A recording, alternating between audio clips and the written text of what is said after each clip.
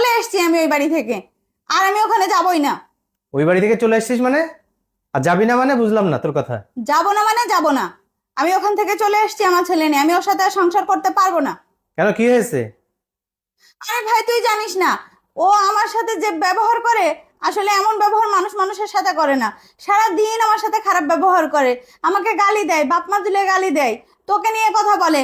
ওর মাও আমার সাথে খারাপ ব্যবহার করে। আমি ওই সংসারে যাবই না, থাকবোই না, আমাকে আর যেতে বলবি না। তুই ঠান্ডা হয়, এখানে বস। শাশুড়ি হচ্ছে মুরব্বী মানুষ, দিয়ে একটা কথা তোকে বলতেই পারে, তাই বলে তারপরে রাগ করতে হবে? আরে তুই জানিস না, ওই মহিলা সকালবেলা উঠে ধরে আমার সাথে শুরু করে আর সারা দিন এভাবে চলতে থাকে। আমি একদম সহ্য করতে পারতেছি না আর। আমি যাব না, আমি এত কথা জানি না, আমি ওই বাড়িতে আর যাব না, ওর সংসার আমি করব না। তোর শাশুড়ি হচ্ছে মুরব্বী মানুষ, সে কি সারা জীবন তোদের সাথে থাকবে? সে তো একসময় চলে যাবে। এই পুরো সংসার তো তোকেই সামলাতে হবে। আর যে তুই কিছু হলেই এই যে শ্বশুর বাড়ি থেকে চলে আসিস, এটা কিন্তু ঠিক না। কেন? ও, আমি কি বোঝা? তার মানে কি বলতে চাচ্ছিস তুই? আমি আমার বাবার বাড়িতে আসতে পারবো না? ও, তুমি ইনকাম করো, তোমার বউ আছে, এখন আমাকে তোমার অসহ্য লাগতেছে তাই না? তুই আমাকে ভুল বুঝতেছিস। ভাইয়ের কাছে কখনো বোন বোঝা হয় না। এই যে স্বামীর সাথে রাগারাগি চলে আসিস, এতে স্বামীর অসম্মান হয়। একটু ধৈর্য ধর, সব ঠিক হয়ে যাবে। পুরুষ মানুষ বাইরে থাকে, মেজাজটা সবসময় খিটখিটে হয়ে থাকে, তার মানে এই না যে সে তোকে ভালোবাসে না। আর ভালোবাসা এমনিতে আসে না, ভালোবাসা অর্জন করে নিতে হয়।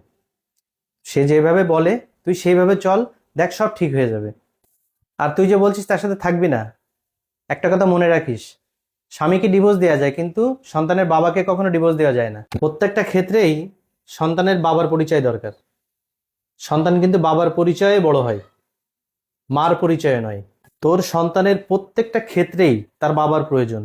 জন্ম নিবন্ধন থেকে শুরু করে স্কুল, কলেজ, ভার্সিটি এবং চাকরি, বিবাহের সময়ও কিন্তু বাবার পরিচয় দরকার। এই জন্য আমি বলি কি, তার সাথে কোনো গন্ডগোল ঝঞ্ঝাট না করে তার কথা মেনে নিয়ে সুন্দরভাবে তুই সংসারটা কর, এটা ভালো হবে। এই সামান্য খুঁটিনাটি বিষয় নিয়ে কোনো ঝগড়া করিস না।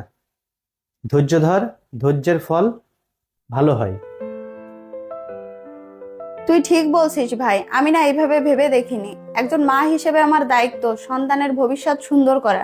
আর আমার সন্তানের ভবিষ্যতের জন্য তার বাবার নাম, পরিচয়, বাবার আদর, ভালোবাসা সবকিছুই প্রয়োজন। আমি না আসলে ভুল করতে যাচ্ছিলাম। আমি আমার স্বামীর সাথে অনেক খারাপ ব্যবহারও করেছি। হ্যাঁ, তার দোষ আছে, আমি মানছি। তো আমাকে একটু ধৈর্য ধরতে হবে। ধন্যবাদ ভাই, তোকে আমাকে এত সুন্দর করে বোঝানোর জন্য। তোর মতো ভাই যদি প্রতিটা সংসারে থাকতো না, তাহলে আজ কোনো বোনের সংসার নষ্ট হতো না।